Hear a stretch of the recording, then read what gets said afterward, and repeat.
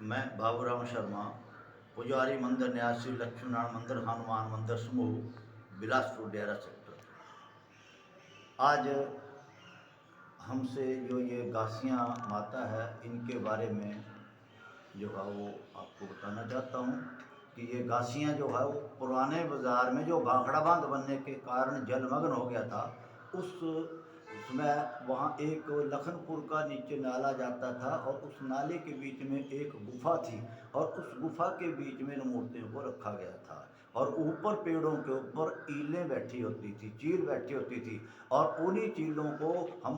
अपने उस भाषा में गासियाँ भी बोलते हैं क्योंकि ऊपर उड़ती है। तो यही उन गासियों की जो है वो प्रतिमाएं हैं जो बहुत प्राचीन है। इसका इतिहास में पता नहीं कब की है और यहाँ इनकी एक ऐसी मान्यता है कि कोई भी बच्चा गूंगा हो पर उसके कान में पूरा सुनाई दे, गूंगा हो, तोतला हो, कम बोलता हो, तो इन माता की योगणियाँ हैं, इनके पास आकर के जो है वो लोग मत्था टेकते हैं। मत्था टेक करके यहाँ चांदी की जीभ अखरोट का जो बंदा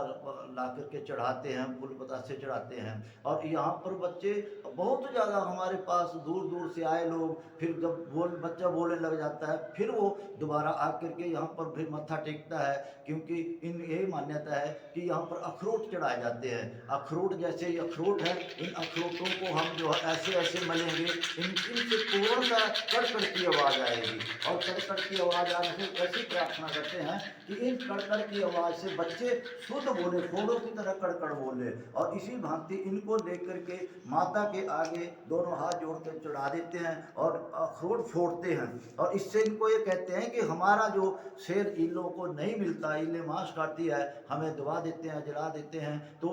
उसको शेर जो नहीं मिलता है उस शेर को अखरोट चढ़ा करके ये जीवित है और इस अखरोट को चढ़ा करके उनके पास जो अपना शेर दिया जाता है। इससे बच्चा कम बोलना, तोतला बोलना, गूंगा बोलना और उस सब प्रकार के दोष जो है ये इन योगणियों के पास आकर के पूर्ण हो जाते हैं। इसमें किसी प्रकार का भी कोई संशय नहीं। बड़े दूर दूर से लोग आते हैं, वो बिहार से, कोई उत्तर प्रदेश से, कोई दिल्ली से, कोई आंध्र प्रदेश से, तो यहाँ पर आकर के मत्था टेक के 6-8 महीने में आकर के दोबारा मत्था टेकते हैं कि हमारा बच्चा पूर्णतः बोलना शुरू हो गया। इसी प्रकार की ये मान्यता है और लोग यहाँ पर बहुत दूर दूर से मत्था टेकने के लिए आते हैं। इनकी कृपा से जो है वो पूर्णतः बोलना शुरू कर देता है। बोलो गासियाँ माता की जय।